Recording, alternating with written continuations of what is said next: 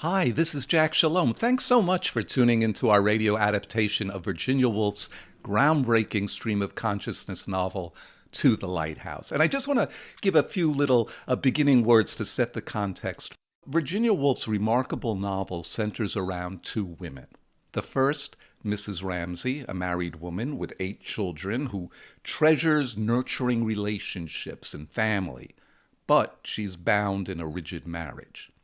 And the other woman, Lily Briscoe, a painter, an artist, who has had to navigate her own life completely solo in order to pursue her art.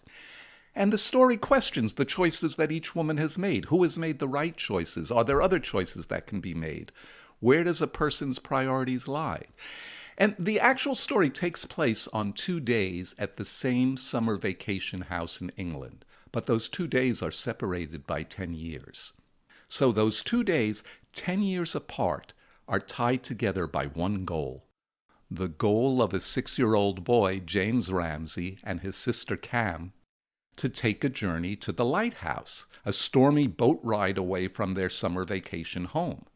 But they don't make it to the Lighthouse on that first day because James's father forbids the trip, and so they attempt the trip 10 years later.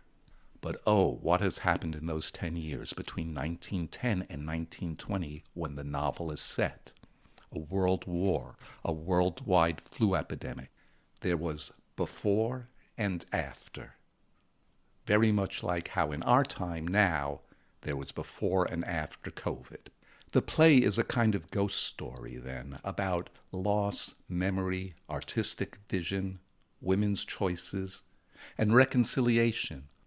Now, because the novel was written experimentally as a stream of consciousness, where the characters' outward dialogue and innermost thoughts are freely mingled in the text, our radio version attempts to capture that flavor by having each actor deliver not only their own spoken words out loud, but also to express their innermost thoughts in the third person. You'll soon catch on due to our excellent cast. And now our adaptation of Virginia Woolf's To the Lighthouse.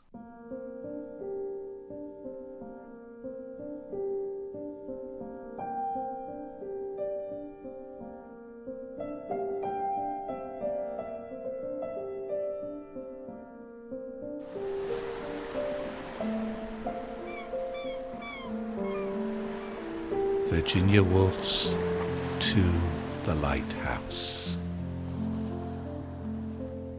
Are we going to the lighthouse tomorrow? Yes, of course, if it's fine tomorrow. But you'll have to be up with the lark. To her son, James, these words conveyed an extraordinary joy. James Ramsay, sitting on the floor cutting out pictures from the illustrated catalogue of the Army and Navy stores, endowed the picture of a refrigerator, as his mother spoke, with heavenly bliss. It was fringed with joy. But it won't be fine tomorrow. Had there been an axe handy, a poker, or any other weapon that would have gashed a hole in his father's breast and killed him, there and then, James would have seized it. What Mr. Ramsay said was true. It was always true. He was incapable of untruth.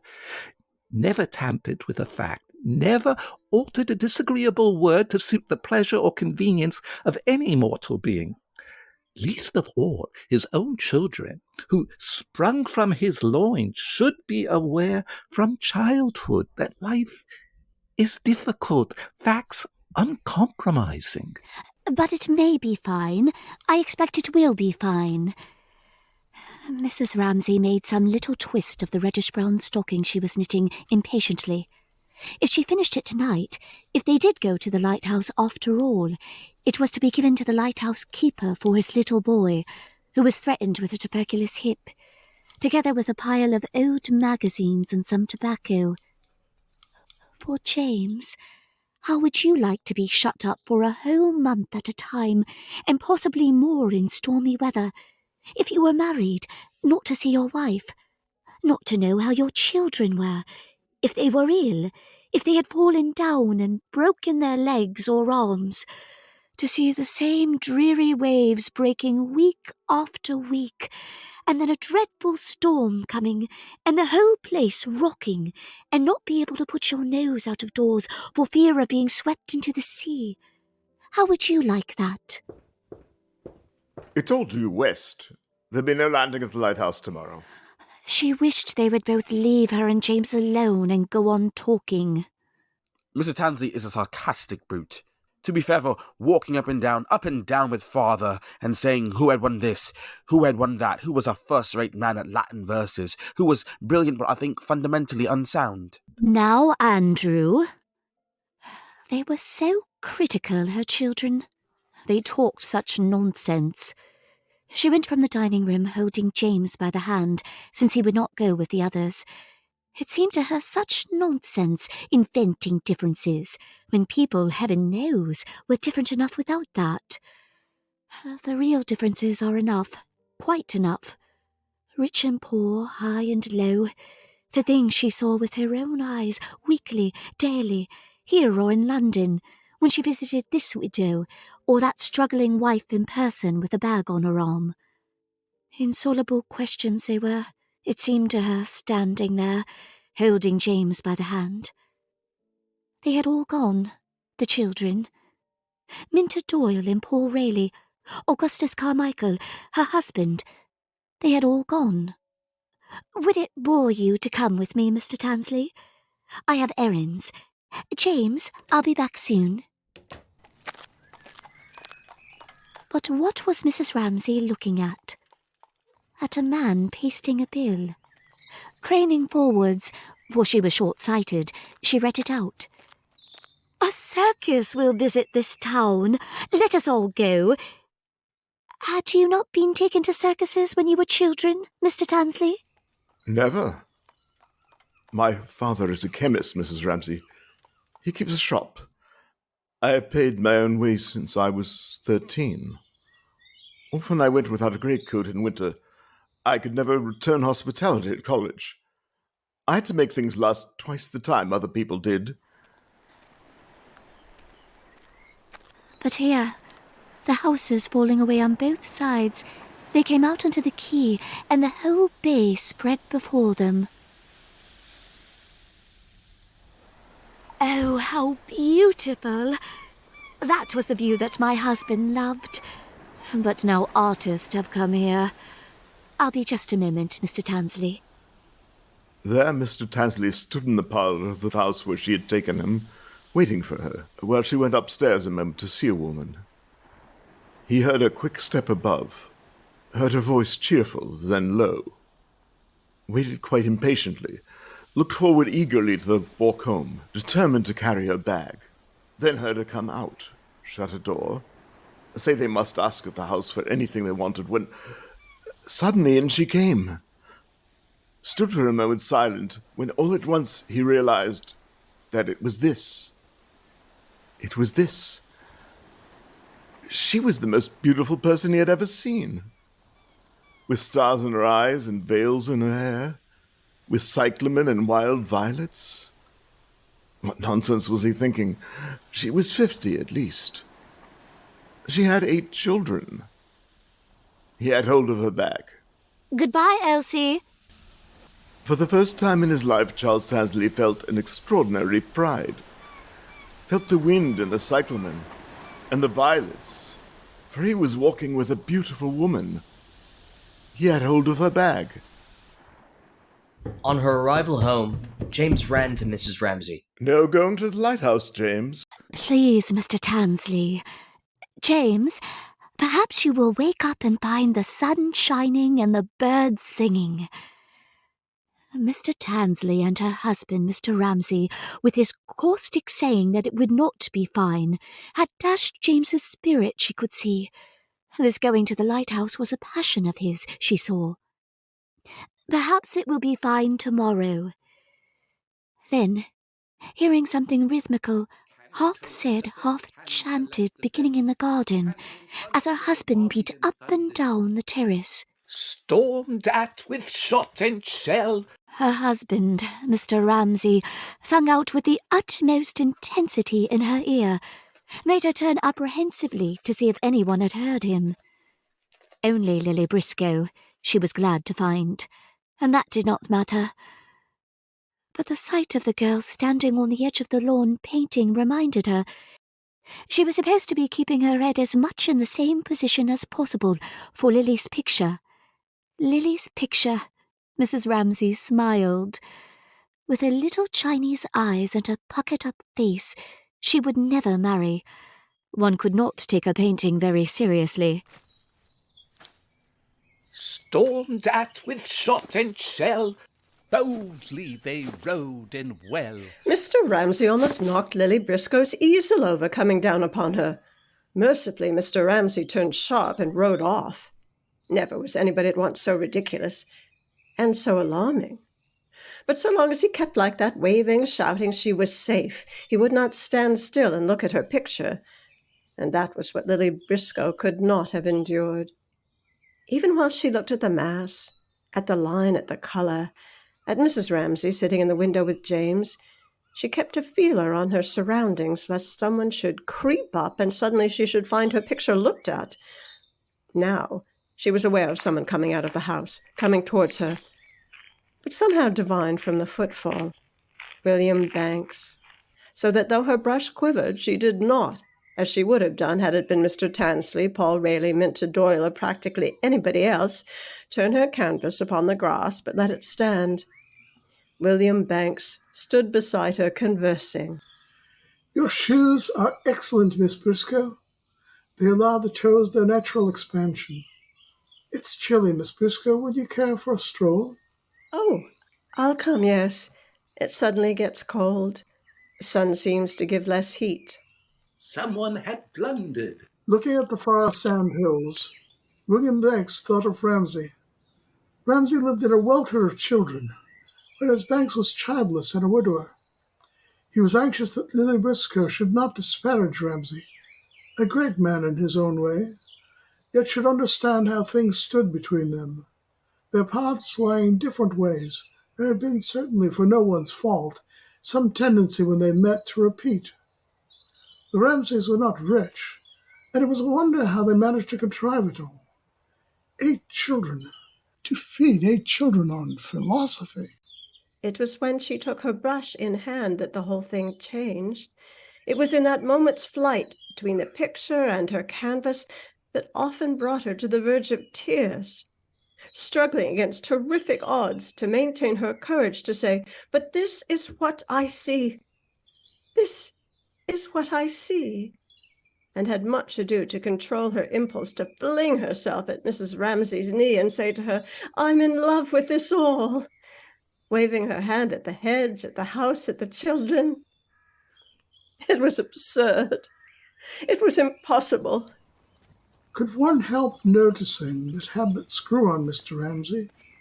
Eccentricities, weaknesses perhaps. It's astonishing that a man of Ramsay's intellect could depend so much as he did upon people's praise. Oh, but think of his work. Ramsay is one of those men who do their best work before they are 40. He had made a definite contribution to philosophy in one little book when he was only 25. It's the boy, Jasper. They turned the way the starlings flew, over the terrace. Following the scatter of swift-flying birds in the sky, they stepped through the gap in the high hedge straight into Mr. Ramsay. Someone had blundered. Oh, Mr. Ramsay's eyes, glazed with emotion, defiant with tragic intensity, met theirs for a second and trembled on the verge of recognition. But then, raising his hand, halfway to his face as if to avert, to brush off in an agony of peevish shame their normal gaze, he turned abruptly. Lily Briscoe and Mr. Banks, looking uneasily up into the sky, observed that the flock of starlings which Jasper had routed with his gun had settled on the tops of the elm trees.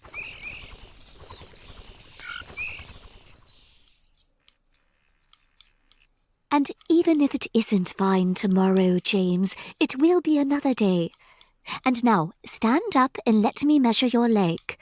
My dear, stand still. How could I see if it was too long or if it was too short?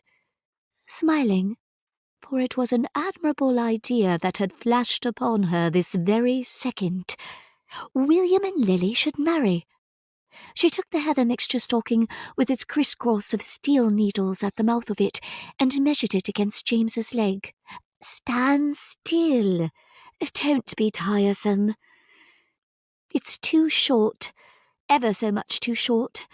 Let us find another picture to cut out." At the window, Mr. Ramsay bent quizzically and whimsically to tickle James's bare calf with a sprig of something. James will have to write his dissertation one of these days. Hating his father, James brushed away the tickling spray with which Mr. Ramsay teased his youngest son's bare leg. "I am trying to get these tiresome stockings finished to send to Sorley's little boy tomorrow." There isn't the slightest possible chance that we could go to the Lighthouse tomorrow. "How do you know? The wind often changed." Damn you! Not with the barometer falling and the wind due west. I'll step over and ask the Coast Guards if you like. "I am quite ready to take your word for it. Only then they need not cut sandwiches. That was all." It won't rain. Someone had blundered. And off he went again, striding off up and down the terrace. Someone had blundered. Mr. Ramsay looked at his wife and son in the window. They fortified him, and he concentrated his effort to arrive at a perfectly clear understanding of the problem which now engaged the energies of his splendid mind. And it was a splendid mind. For if thought is like the keyboard of a piano, divided into so many notes, or like the alphabet is ranged in 26 letters, all in order from A to Z, then his splendid mind had no sort of difficulty in running over those letters one by one, firmly and accurately, until it had reached, say, the letter Q. He reached Q. Very few people in the whole of England ever reach Q. But after Q, what comes next? After Q, there are a number of letters, the last of which is scarcely visible to mortal eyes, but glimmers red in the distance. Z is only reached by one man in a generation. Still, if he could reach R, it would be something. Here, at least, was Q. Q he was sure of. Q he could demonstrate. Then, he braced himself. He clenched himself. Is then. What is R? A shutter, like the leaden eyelid of a lizard, flickered over the intensity of his gaze and obscured the letter R. In that flash of darkness, he heard people saying he was a failure, that R was beyond him. He would never reach R. On to R. Once more, R. He stood stock still by the urn with the geranium flowing over it. How many men in 1,000 million, he asked himself, reach Z after all? And his fame lasts how long? Who then could blame the leader of that forlorn party if before death stiffens his limbs, he does a little consciously raise his numbed fingers to his brow and squares his shoulders, so that when the search party comes, they will find him dead at his post, the fine figure of a soldier. Mr. Ramsay squared his shoulders and stood very upright by the urn. But his son hated him. He hated him for coming up to them, for stopping and looking down on them. He hated him for interrupting them. But most of all, he hated the twang and twitter of his father's emotion, which, vibrating round them, disturbed the perfect simplicity and good sense of his relations with his mother. Nothing would make Mr. Ramsay move on. There he stood, demanding sympathy. I'm a failure. I'm a failure. Charles Tansley thinks you the greatest metaphysician of the time. I am a failure. Well, look then, feel then.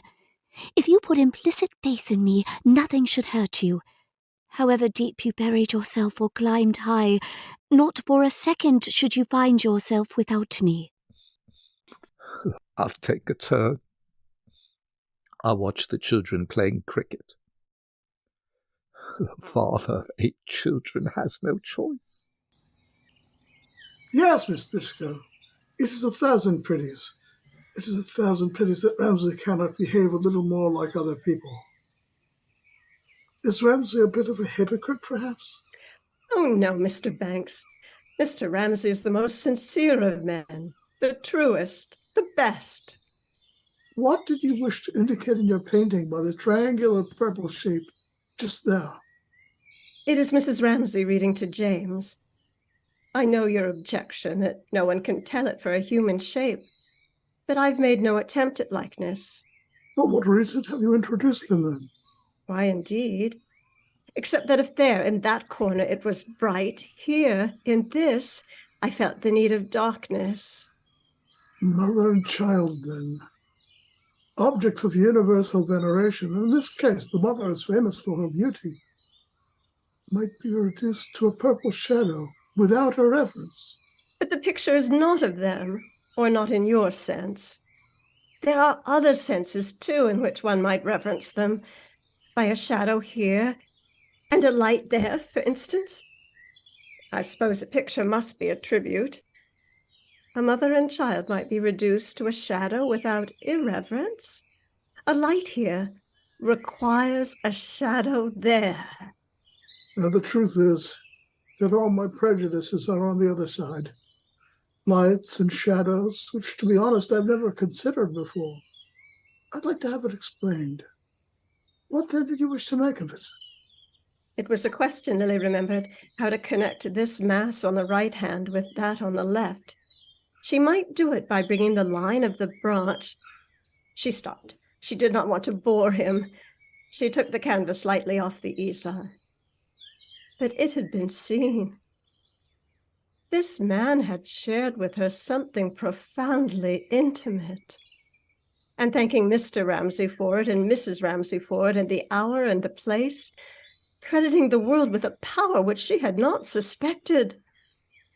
That one could walk away down that long gallery not alone anymore, but arm in arm with somebody. The strangest feeling in the world, and the most exhilarating. She nicked the catch of her paint box too more firmly than was necessary, and the nick seemed to surround in a circle forever the paint box, the lawn, Mr. Banks, and that wild villain Cam dashing past. Cam, I want you a moment. Cam, ask Mildred if Andrew, Miss Doyle, and Mr. Rayleigh have come back. No, they haven't, and I've told Ellen to clear away tea. Minter Doyle and Paul Rayleigh had not come back then. That could only mean, Mrs. Ramsay thought, one thing. Minter must accept Paul, or she must refuse him.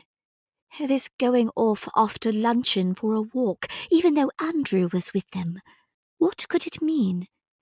Except that she had decided rightly to accept that good fellow, who might not be brilliant. But then she realized that James was tugging at her to make her go on reading aloud. All right, James. More of the fisherman and his wife. Come in or go out, Cam. Flounder, flounder in the sea. Come, I pray thee, here to me. For my wife, good Isabel, wills not as I'd have her will.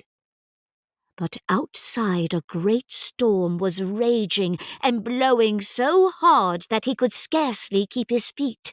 Houses and trees toppled over, the mountains trembled, rocks rolled into the sea, the sky was pitch black, and it thundered and lightened, and there they are living still at this very time.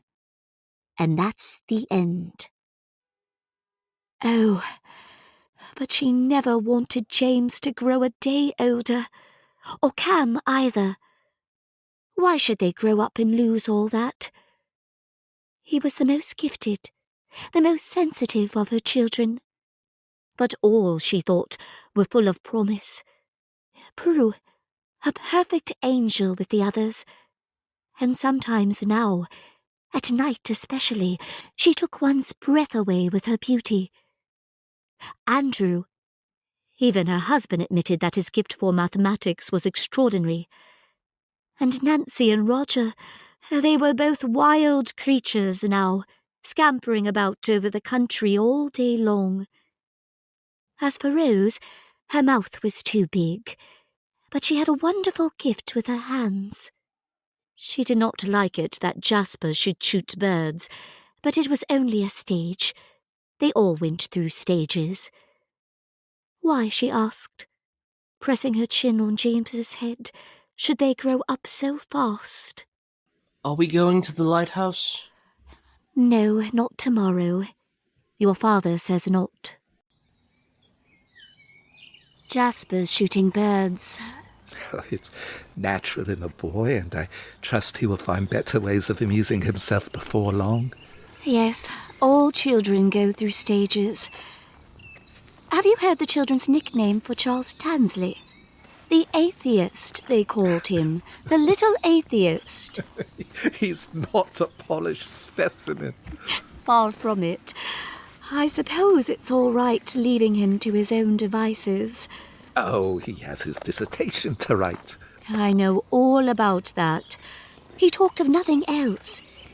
It was about the influence of somebody upon something. Well, it's all he has to count on. Pray heaven he won't fall in love with Prue. Oh, I'd disinherit her if she married him. There's no harm in him. I was wondering whether it was any use sending down bulbs. Did they plant them? These flowers seem creditable.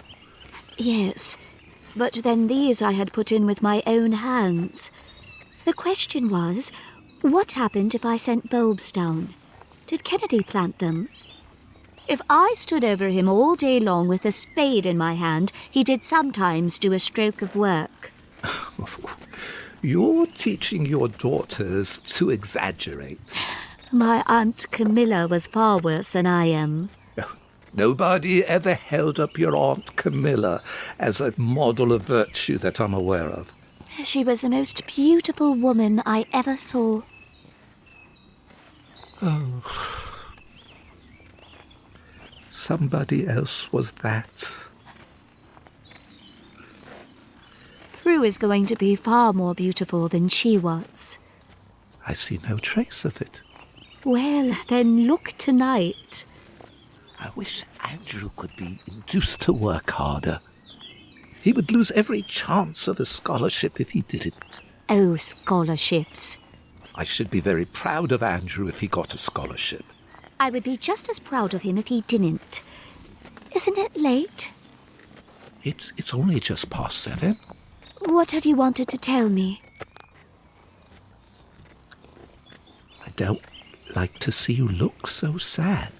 Only wool gathering. I'd been reading fairy tales to James. I think I'll be off for a day's walk if the weather holds. I've had about enough of Banks and of Carmichael. I'd like a little solitude. Yes. It sometimes seemed to me that in a little house out there, alone, we could... It's a poor little place. It is a perfectly lovely evening. And what are you groaning about? I'm not complaining. Best and brightest, come away.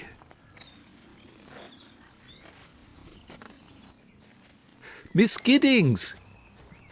Yes, fine, very fine. He pretended to admire the flowers, but she knew quite well that he did not admire them or even realize that they were there. It was only to please her. Ah, but was that not Lily Briscoe strolling along with William Banks? She focused her short-sighted eyes upon the backs of a retreating couple. Yes, indeed it was. Did that not mean that they would marry?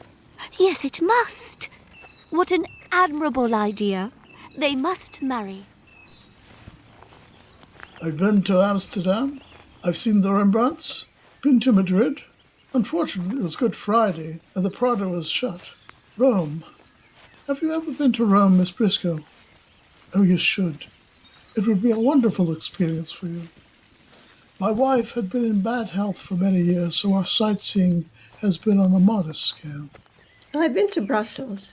I've been to Paris, but only for a flying visit to see an aunt who was ill. And I've been to Dresden. There are masses of pictures I've not seen. Perhaps it's better not to see pictures. They only make one hopelessly discontented with one's own work. One could carry that point of view too far. We can't all be Titians and we can't all be Darwins. At the same time, I doubt whether you could have your Darwin and your Titian if it weren't for humble people like ourselves. Perhaps what I'm saying does not apply to pictures. Anyhow, I would always go on painting because it interests me. Yes, I'm sure you would. Have you had difficulty in finding subjects in London? As they reached the end of the lawn, they saw the Ramsays. So that is marriage, Lily thought. A man and a woman looking at a girl throwing a ball. That is what Mrs. Ramsay tried to tell me the other night. I have triumphed tonight, Mr. Banks. You've agreed to dine with us and not run off to your own lodgings. Thank you. Prue, haven't they come back yet? Did Nancy go with Paul and Minta and Andrew and the others? Yes, I think Nancy did go with them down to the beach. Damn your eyes! Damn your eyes! Oh, you all have to join in and sing the chorus and shout it out together. Damn your eyes! Damn your eyes! Minta's a good walker, Paul. It would be fatal to let the tide come in and cover up all the good hunting grounds before we got onto the beach. The sea is coming in. Andrew, I'll run on ahead and catch her. A little later, Andrew watched as his sister Nancy leapt splashing through the shallow waves onto the shore and ran up the beach behind a rock, and there, oh heavens, in each other's arms were Paul and Minta. Kissing, probably? Nancy was outraged, indignant.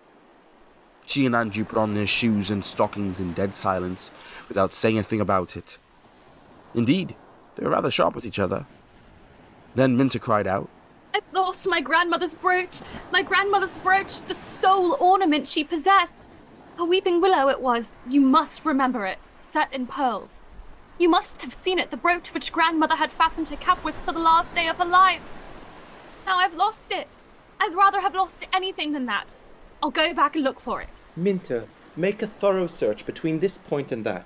We shall be cut off, Paul. Minta, if the brooch was there, it will still be there in the morning. Grandmother's brooch, Paul. I'd rather have lost anything.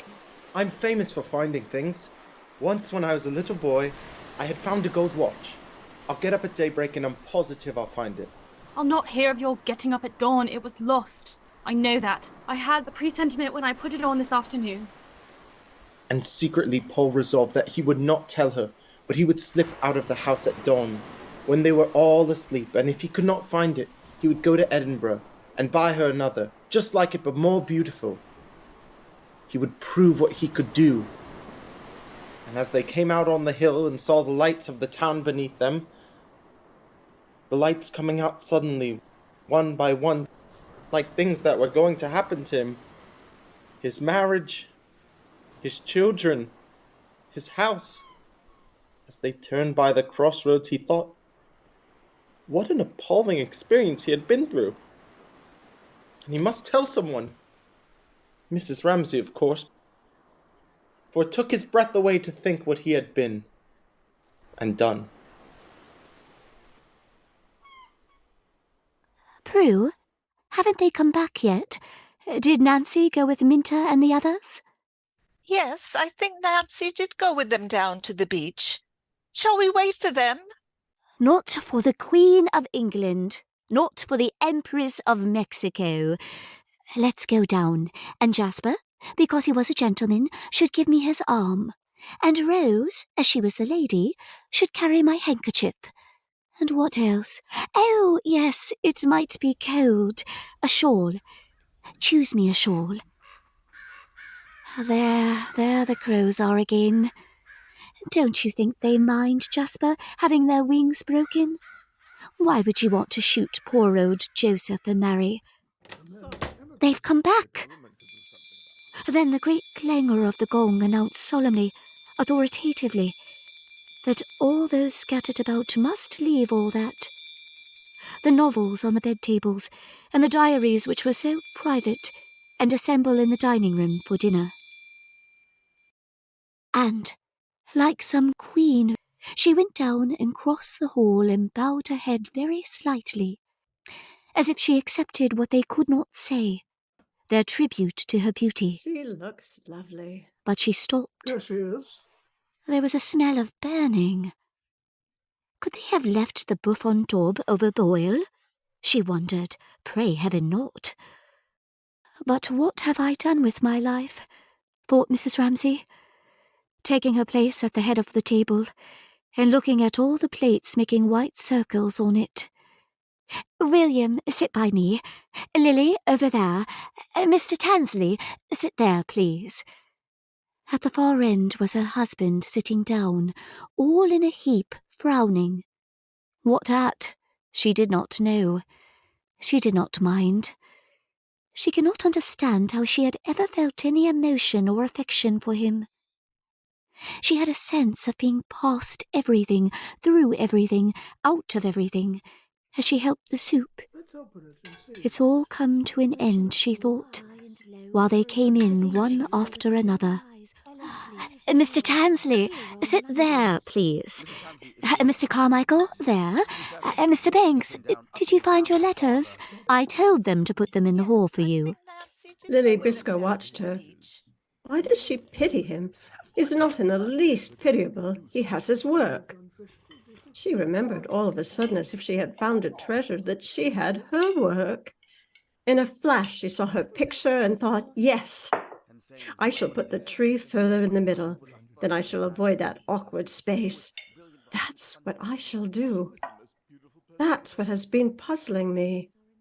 She took up the salt cellar and put it down again on a flower pattern in the tablecloth so as to remind herself to move the tree. It's odd that one scarcely gets anything worth having by post. It would always want one's letters. Do you write many letters, Mr. Tansley? I write to my mother. Otherwise, I do not suppose I wrote one letter a month. No going to the Lighthouse tomorrow, Mrs. Ramsay. Oh, Mr. Tansley, do take me to the Lighthouse with you. I should so love it. She was telling lies, he could see. She was saying what she did not mean to annoy him for some reason. She was laughing at him. It would be too rough for you tomorrow. You would get sick. It annoyed Mr. Tansley that she should have made him speak like that, with Mrs. Ramsay listening. He turned to her. But Mrs. Ramsay was talking about people he had never heard of, to William Banks. Mr. Banks, it must have been 15, no, 20 years ago that I last saw her. You've actually heard from her this evening. And was Carrie still living at Marlow? And was everything still the same? Oh, I could remember it as if it were yesterday. Had Carrie written to you herself? Yes, she says they're building a new billiard room. No. That was out of the question. Building a new billiard room. It seems to me impossible. I cannot say that there is anything very odd about it. They are very well off now. Should I give your love to Carrie? Oh, no. But how strange that they should be going on there still. For it was extraordinary to think that they had been capable of going on living all these years, when she had not thought of them more than once all that time. The thought was strange and distasteful. People soon drift apart. Mildred, please make sure you're keeping the food hot. Children, I wish one of you would run up to Roger's room. I'm so sorry, Mr. Banks, how you must detest dining in this bare garden. No, not at all. Are you a good sailor, Mr. Tansley? I've never been sick in my life. I had been thrown out of a boat when I was a baby, and my father used to fish me out with a boat hook. That was how I learned to swim. One of my uncles kept a light on some rock or other off the Scottish coast. I'd been there with him in a storm. But how long do they leave men on a lighthouse? So now, Mrs. Ramsay thought, she could return to that dreamland, that unreal but fascinating place, the Mannings' drawing room at Marlow 20 years ago, where one moved about without haste or anxiety, for there was no future to worry about.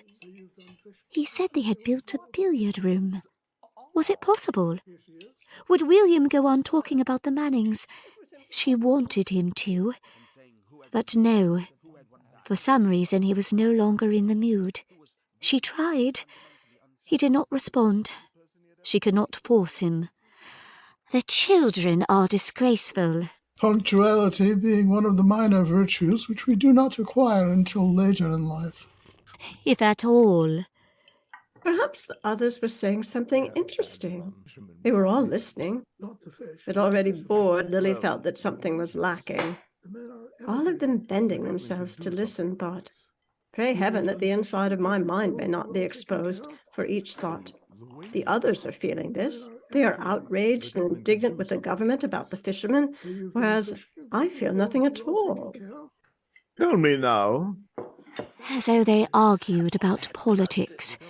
And Lily looked at the leaf on the tablecloth, and Mrs. Ramsay, leaving the argument entirely in the hands of the two men, wondered why she was so bored by this talk and wished, looking at her husband at the other end of the table, that he would say something, one word. For if he said a thing, it would make all the difference. He went to the heart of things.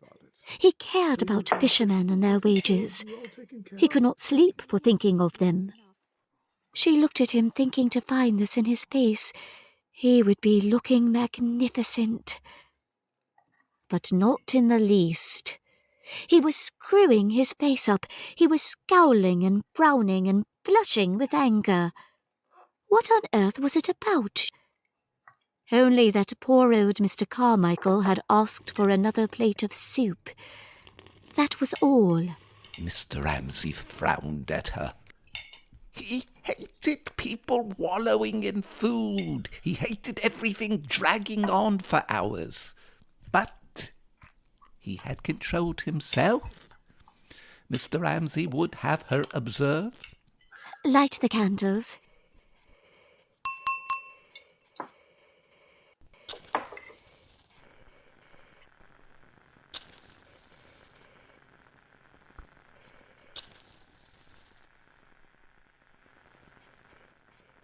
Now all the candles were lit up, and the faces on both sides of the table were brought nearer by the candlelight. Some change at once went through them all, and they were all conscious of making a party together in a hollow on an island. We are awfully late. We are horribly late. I lost my brooch, my grandmother's brooch. Minta, how could you be such a goose as to go to the beach with your jewelry? We went back to look for Minta's brooch.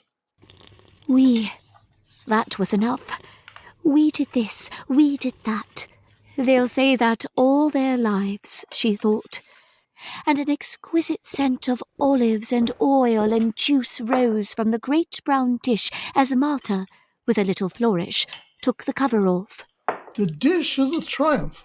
It is a French recipe of my grandmother's. What passes for cookery in England is an abomination.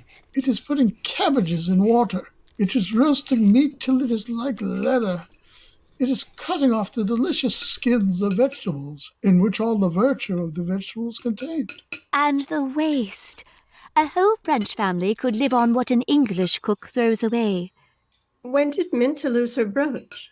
On the beach. I'm going to find it. I'm getting up early. Let me come with you. It was the odd chuckle Paul gave, as if he had said, "Throw yourself off the cliff if you like, I don't care." It scorched her. And Lily, looking at Minta, being charming to Mr. Ramsay at the other end of the table, flinched for her. At any rate, she said to herself, catching sight of the salt cellar on the pattern, she need not marry, thank heaven. She did not undergo that degradation. She was saved from that dilution. She would move the tree rather more to the middle. Then there is that liquid the English call coffee. Oh, coffee. Lily anyhow agrees with me.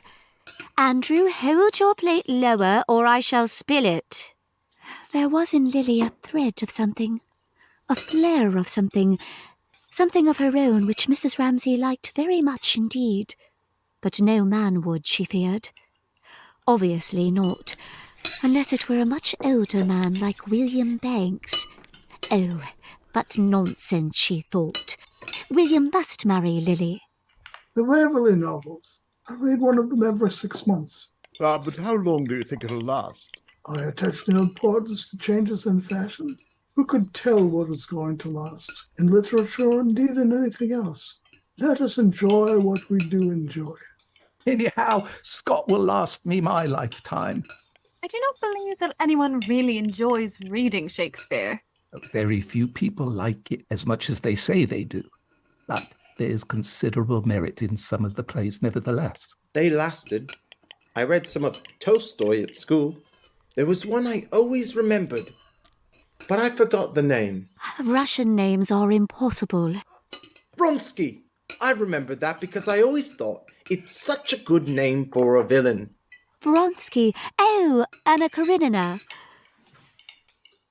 How odd to see them sitting there in a row, her children.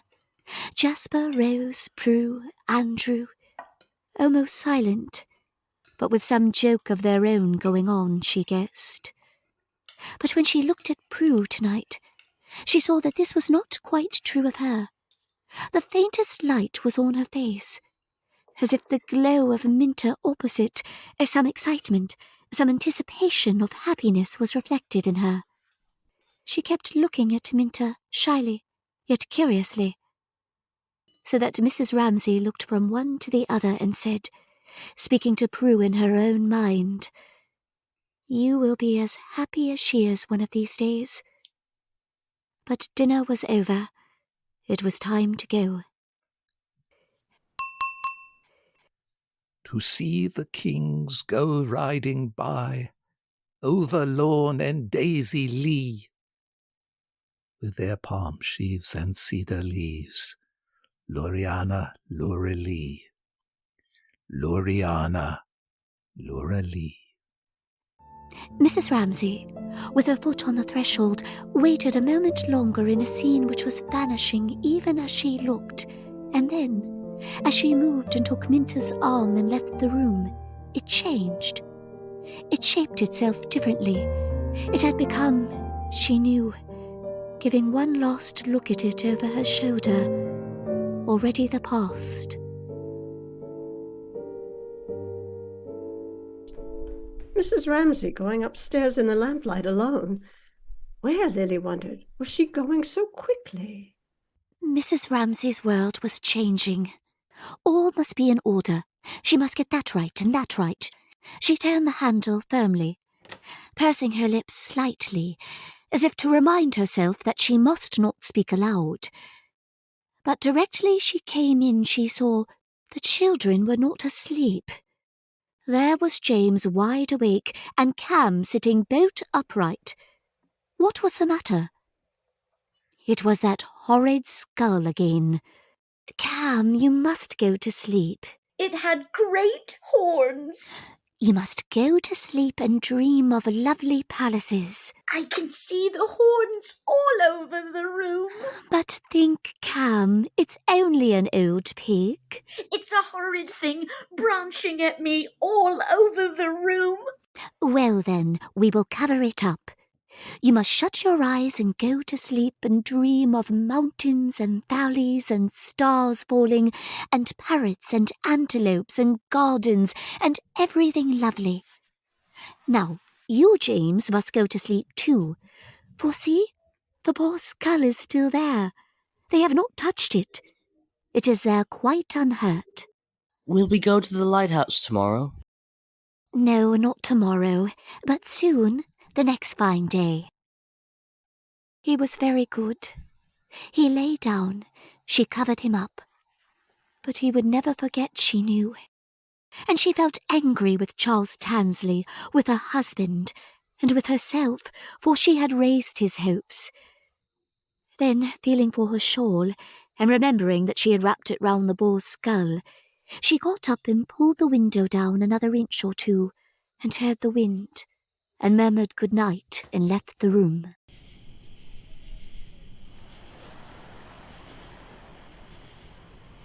Mother? Prue? We thought of going down to the beach to watch the waves. Of course you must go. That's my mother, thought Prue.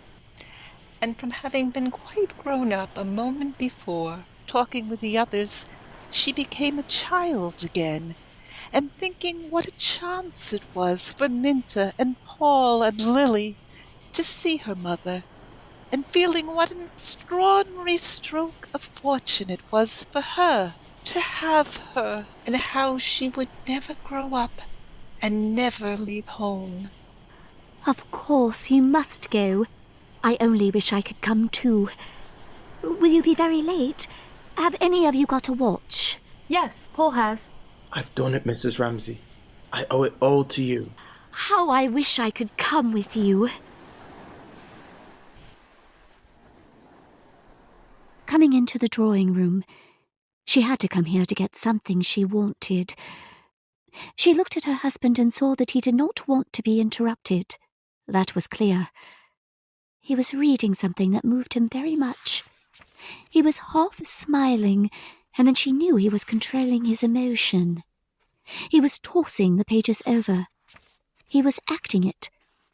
Perhaps he was thinking himself the person in the book. She wondered what book it was. Oh, it was one of old Sir Walter's she saw, adjusting the shade of her lamp so that the light fell on her knitting. For Charles Tansley had been saying that people don't read Scott any more. Then her husband thought, that's what they'll say of me. He was always uneasy about himself. He would always be worrying about his own books.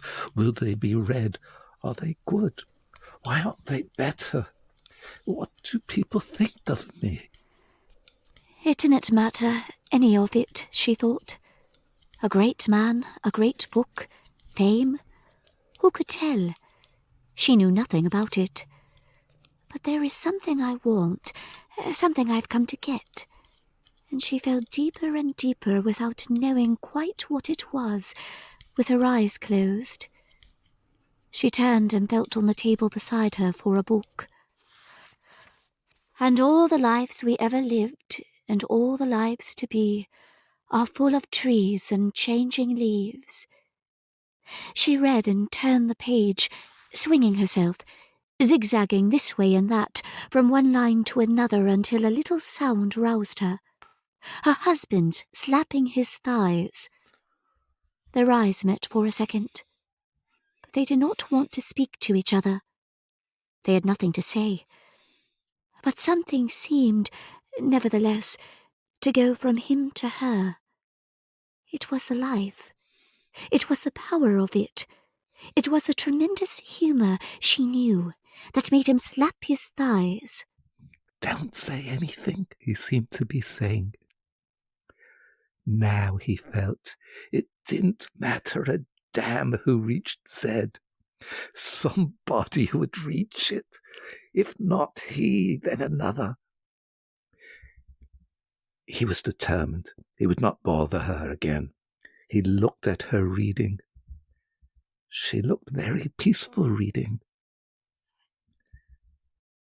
She was astonishingly beautiful. Her beauty seemed to him, if that were possible, to increase. What are you reading? As with your shadow I with these did play. They're engaged, Paul and Minta. So I guessed. How nice it would be to marry a man with a wash leather bag for his watch. You won't finish that stocking tonight. No, I shan't finish it. And what then? For she felt that he was still looking at her, but that his look had changed. He wanted something, wanted the thing she always found it so difficult to give him, wanted her to tell him that she loved him, and that, no, she could not do. A heartless woman, he called her. She never told him that she loved him. But it was not so. It was not so. It was only that she could never say what she felt. Was there no crumb on his coat? Nothing she could do for him? Getting up, she stood at the window with the reddish-brown stocking in her hands, partly to turn away from him, partly because she remembered how beautiful it often is, the sea at night. But she knew that he had turned his head as she turned. He was watching her. She knew that he was thinking, "You're more beautiful than ever. Will you not tell me, just for once, that you love me?" But she could not do it. She could not say it.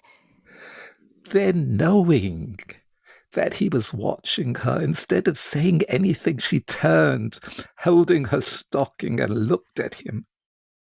And as she looked at him, she began to smile. For though she had not said a word, he knew, of course he knew, that she loved him.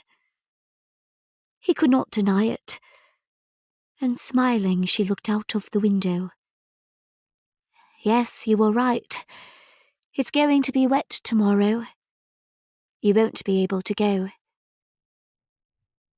And she looked at him, smiling, for she had triumphed again. She had not said it, yet he knew.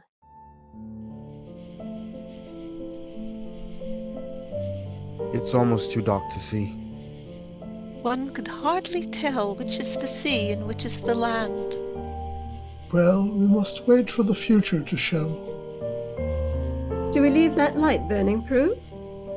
No, not if everyone's in. Andrew, just put out the light in the hall. Mr. Ramsay, stumbling along the passage one dark morning, stretched his arms out. But Mrs. Ramsay, having died rather suddenly the night before, his arms, though stretched out, remained empty.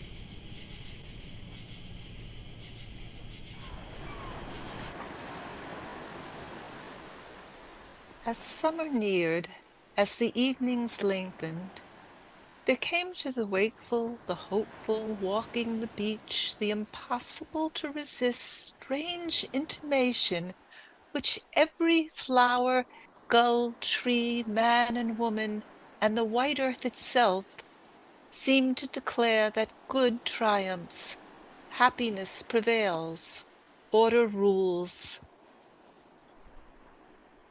Prue Ramsay, leaning on her father's arm, was given in marriage. What, people said, could have been more fitting? And, they added, how beautiful she looked. Prue Ramsay died that summer in some illness connected with childbirth, which was indeed a tragedy, people said.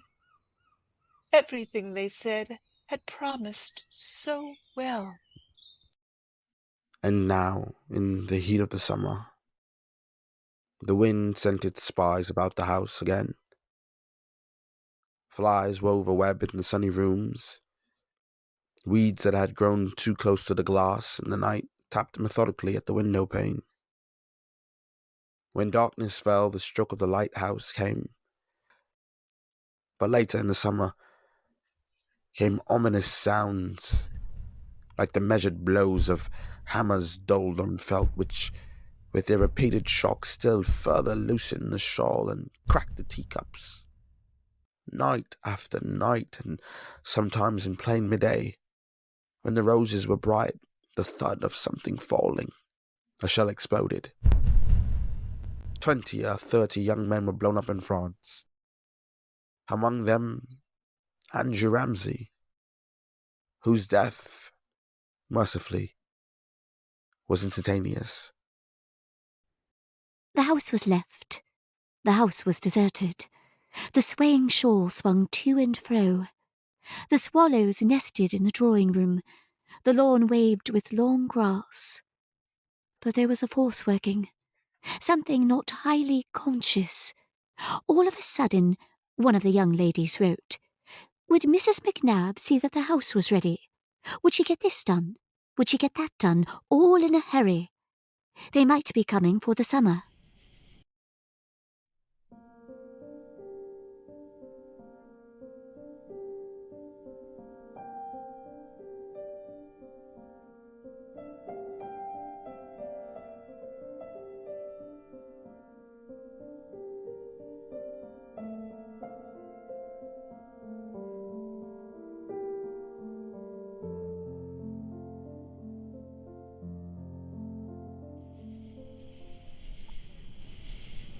Lily Briscoe had her bag carried up to the house late one evening in September. Mr. Carmichael came by the same train. She laid her head on the pillow in the clean, still room and heard the sea. What did she feel? Come back after all these years and Mrs. Ramsay dead. Now she was awake at her old place at the breakfast table, but alone. It was very early, too, not yet 8. There was this expedition. They were going to the Lighthouse. Mr. Ramsay, Cam, and James. They should have gone already. They had to catch the tide. And Cam was not ready, and James was not ready, and Nancy had forgotten to order the sandwiches, and Mr. Ramsay had lost his temper and backed out of the room. What's the use of going now? Nancy had vanished. There he was, marching up and down the terrace in a rage. How aimless it was. How chaotic, how unreal it was, she thought, looking at her empty coffee cup. Mrs. Ramsay dead. Andrew killed. Prue dead, too. James! Cam! Did you not want to go? Yes. Yes, oh, yes, we'll both be ready. You will find us much changed. Suddenly Lily remembered. When sat there last, 10 years ago, there had been a little sprig or leaf pattern on the tablecloth, which she had looked at in a moment of revelation. There had been a problem about a foreground of a picture. Of the tree to the middle, she had said. She had never finished that picture. She would paint that picture now. It had been knocking about in her mind all these years. With the brush slightly trembling in her fingers, she looked at the hedge, the step, the wall. It was all Mrs. Ramsay's doing. She was dead. Here was Lily at 44, wasting her time, unable to do a thing, standing there playing at painting, playing at the one thing one did not play at, and it was all Mrs. Ramsay's fault. She was dead. The step where she used to sit was empty. She was dead. Lily seemed to have shriveled slightly, Mr. Ramsay thought. She looked a little skimpy, wispy, but not unattractive. He liked her. There had been some talk of her marrying William Banks once, but nothing had come of it. His wife had been fond of her. He had been a little out of temper too at breakfast.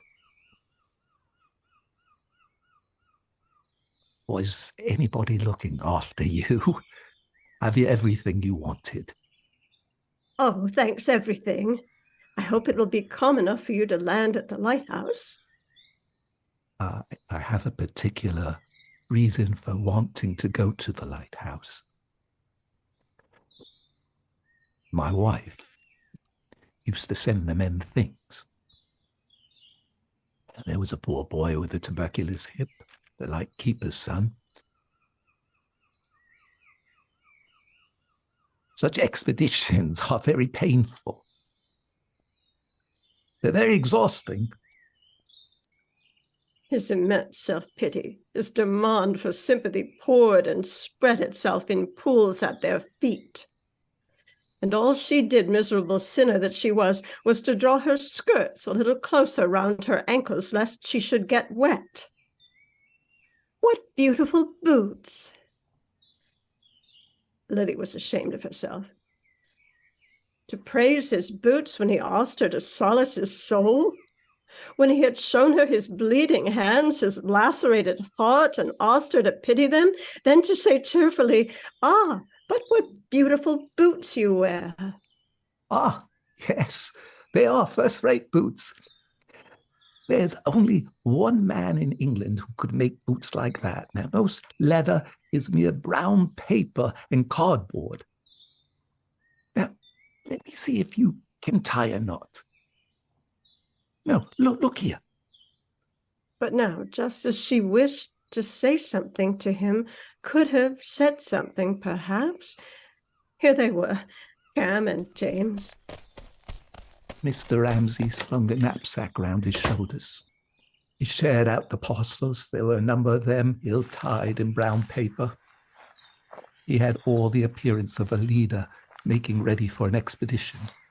Then, wheeling about, he led the way with his firm military tread in those wonderful boots, carrying brown paper parcels down the path, his children following him.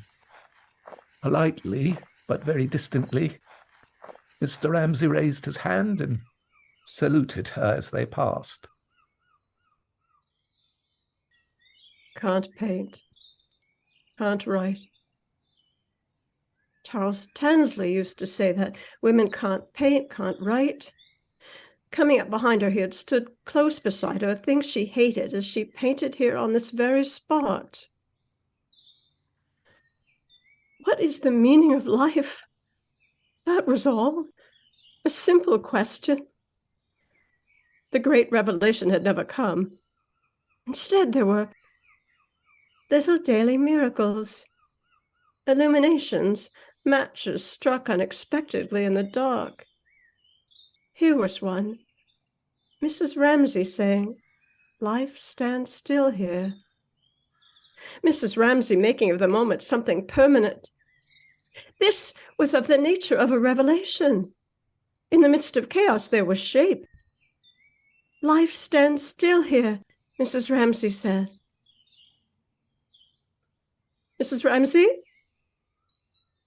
Mrs. Ramsay?"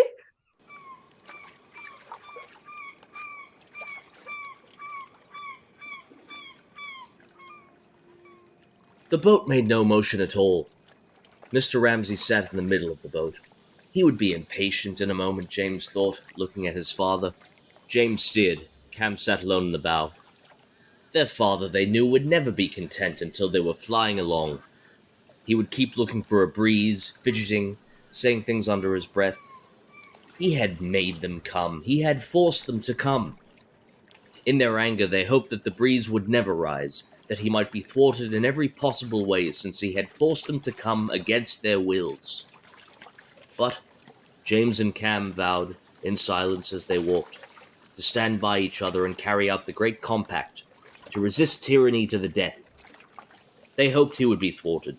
They hoped the whole expedition would fail and they would have to put back with their parcels to the beach. A little way out, the sails slowly swung round. The boat quickened itself, flattened itself, and shot off. Now they would sail on for hours like this. Look out! Look out! 11 ships here had been driven into the bay in a storm. Cam thought, feeling proud of her father, without knowing quite why, had he been there, he would have launched the lifeboat. He was so brave, he was so adventurous, Cam thought. But their grievance weighed them down. The boat was leaning, the water was sliced sharply and fell away in green cascades, and its speed hypnotized her, and the tie between her and James sagged a little. James, with his eye fixed on the sail and on the horizon, steered grimly. But he began to think as he steered that he might escape. He might be quit of it all. They might land somewhere and be free then. Both of them, looking at each other for a moment, had a sense of escape and exultation, what with the speed and the change.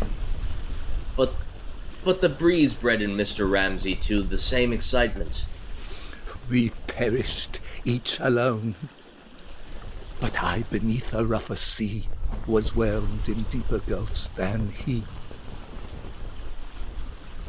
We perished, each alone. Mr. Ramsay clutched his fingers and determined he would make Cam smile at him. He would find some simple, easy thing to say to her. Who is looking after the puppy today? James the lawgiver, with the tablets of eternal wisdom laid open on his knee, said, "Resist him! Fight him!" Jasper's looking after the puppy. And what are you going to call him? I had a dog when I was a little boy called Frisk. Cam wished passionately to move some obstacle that lay upon her tongue and to say, "Oh yes, Frisk. I'll call him Frisk." She wanted even to say, "Was that the dog that found its way over the moor alone?"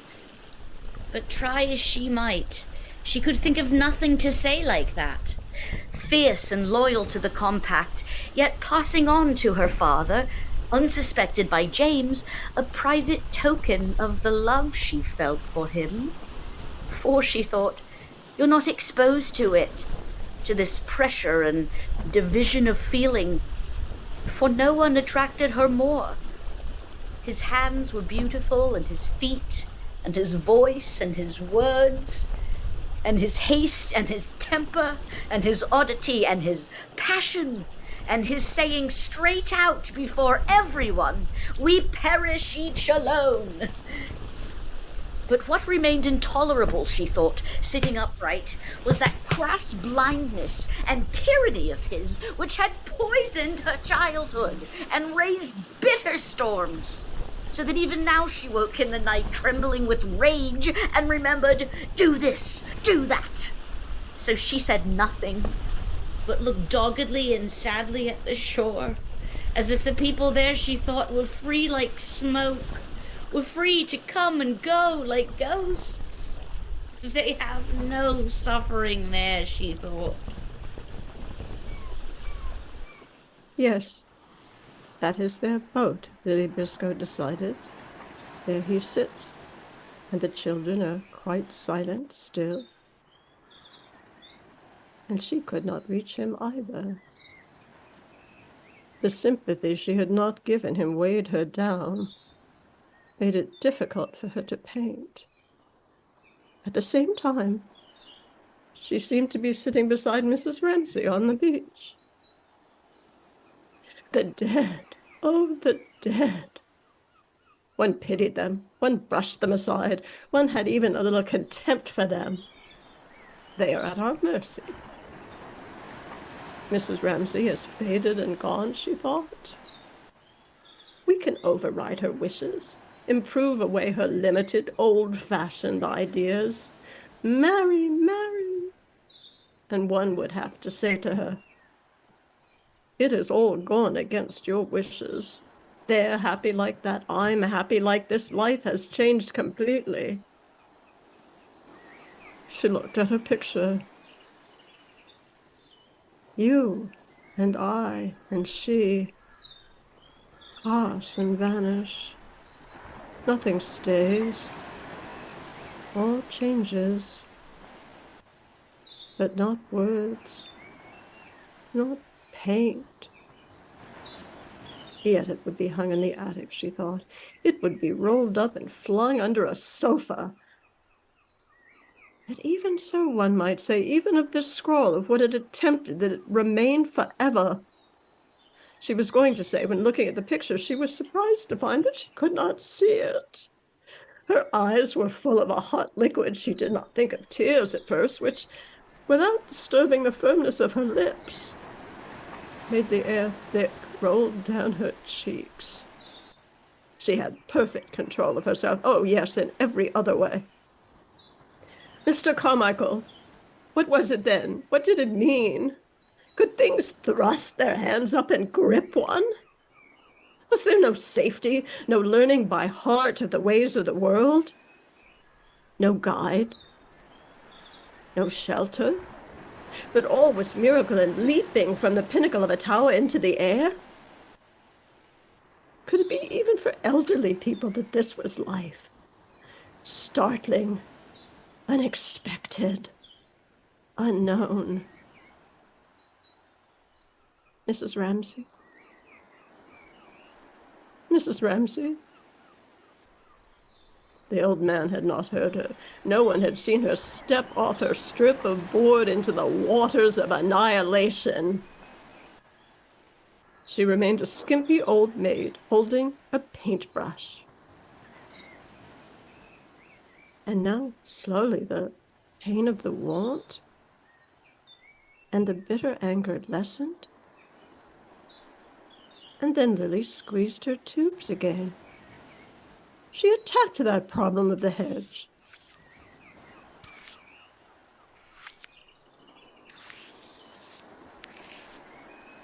Now again, moved as she was by some instinctive need of distance and blue, she looked at the babe beneath her.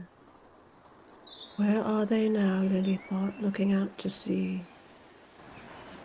Where was he, that very old man who had gone past her silently, holding a brown paper parcel under his arm? They don't feel a thing there, Cam thought, looking at the shore, which, rising and falling, became steadily more distant and more peaceful.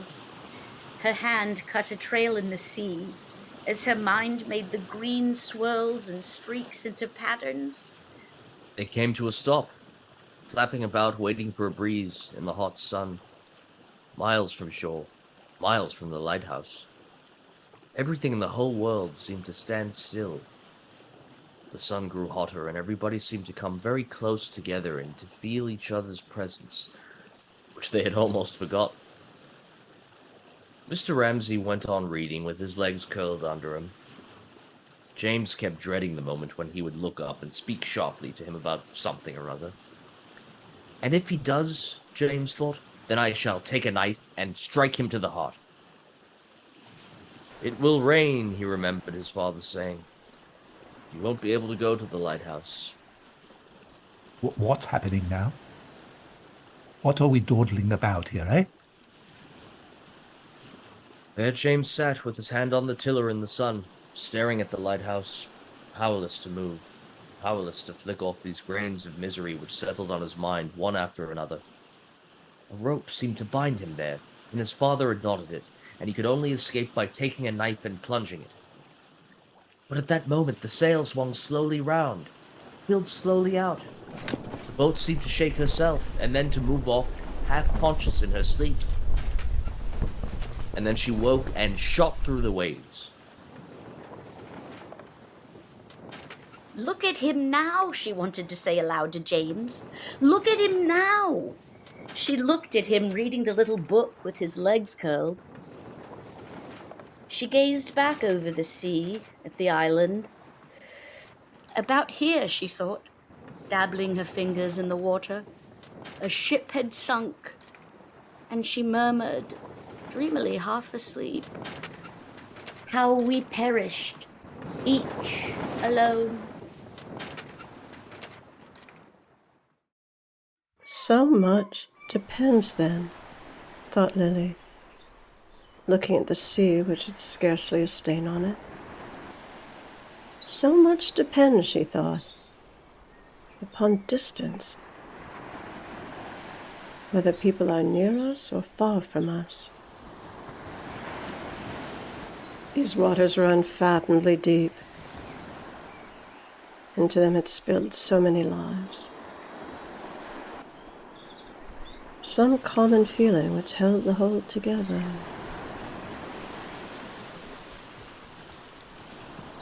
It was some such feeling of completeness, perhaps, which 10 years ago, standing almost where she stood now, had made her say that she must be in love with the place.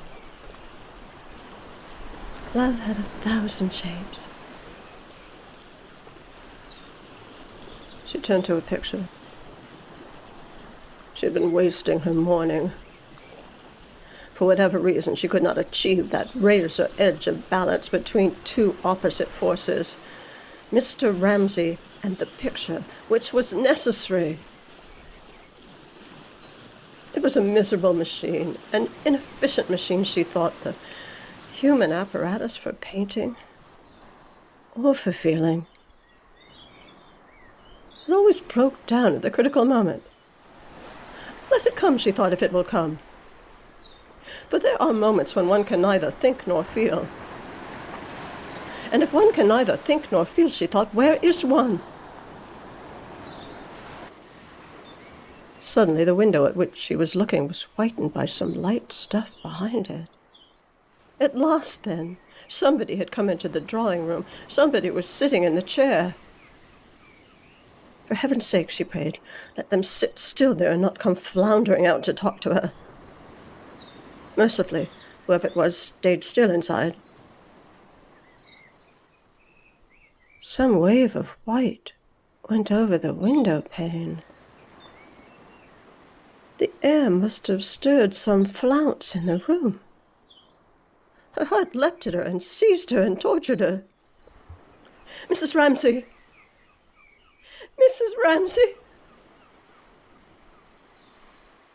And then quietly, Mrs. Ramsay sat there, quite simply in the chair, flicked her needles to and fro, knitted her reddish-brown stocking, cast her shadow on the step. There she sat.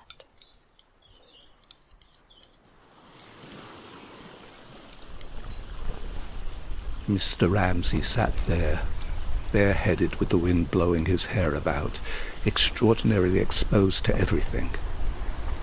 He looked very old. He looked, James thought, getting his head now against the lighthouse. He looked as if he had become physically that loneliness which was for both of them the truth about things. They were very close to the lighthouse now. So, it was like that, James thought. The lighthouse one had seen across the bay all these years. It was a stark tower on a bare rock.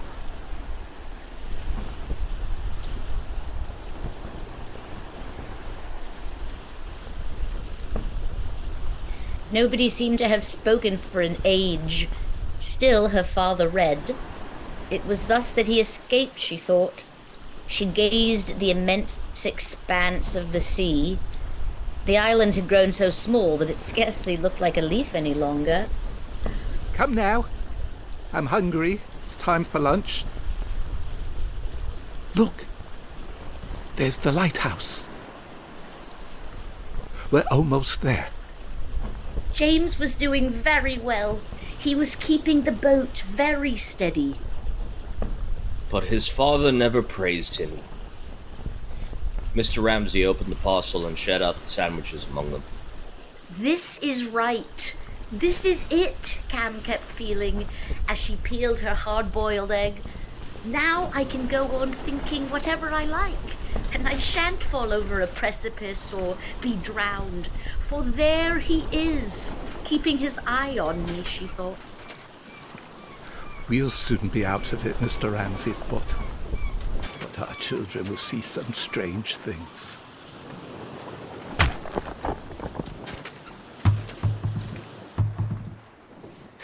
Well done, James. James has steered us like a born sailor. There, Cam thought, addressing herself silently to James. You've got it out at last. For she knew that this was what James had been wanting. And she knew that now he'd got it, he was so pleased that he would not look at her or at his father. He was so pleased that he was not going to let anybody share a grain of his pleasure. His father had praised him. They must think that he was perfectly indifferent. But you've got it now, Cam thought. Mr. Ramsay buttoned his coat and turned up his trousers. He took the large, badly packed brown paper parcel which Nancy had got ready and sat with it on his knee. Thus, in complete readiness to land, he sat looking back at the island. What could her father see, Cam wondered. It was all a blur to her. What was he thinking now? What do you want? They both wanted to ask. They both wanted to say, ask us anything and we will give it to you. But he did not ask them anything. He sat and looked at the island, and he might be thinking, we perished each alone, or he might be thinking, I have reached it, I have found it. But he said nothing. Then he put on his hat. Bring those parcels. The parcels for the lighthouse men. And they both rose to follow him as he sprang, lightly, like a young man, holding his parcel onto the rock. He must have reached it. He must have reached it. He has landed. It is finished. It is finished. She turned to her canvas. There it was, her picture. Yes, with all its green and blues, its lines running up and across, its attempt at something. It would be hung in the attic, she thought. It would be destroyed. What did that matter? She looked at the steps. They were empty. She looked at her canvas. It was blurred. With a sudden intensity, as if she saw it clear for a second, she drew a line there in the center. It was done. It was finished. Yes. I have had my vision.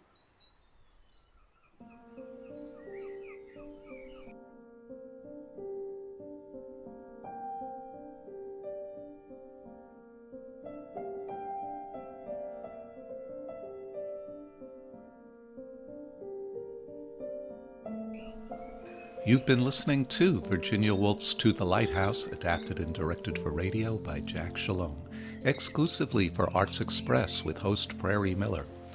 The cast in order of appearance was the following: James Ramsay, played by Byron O'Hanlon; Mrs. Ramsay, played by Mary Murphy; Mr. Ramsay, played by Jack Shalom; Charles Tansley, played by Joe Levine; Andrew Ramsay, played by KeShaun Luckie; Lily Briscoe, played by Lucy McMichael; William Banks, played by Marty Levine; Cam Ramsay, played by Sarah Taylor; Prue Ramsay, played by Vivian Shalom; Paul Rayleigh, played by David Lepelstadt; Minta Doyle, played by Emma Muller. This production is dedicated to the memory of Serena Shalom.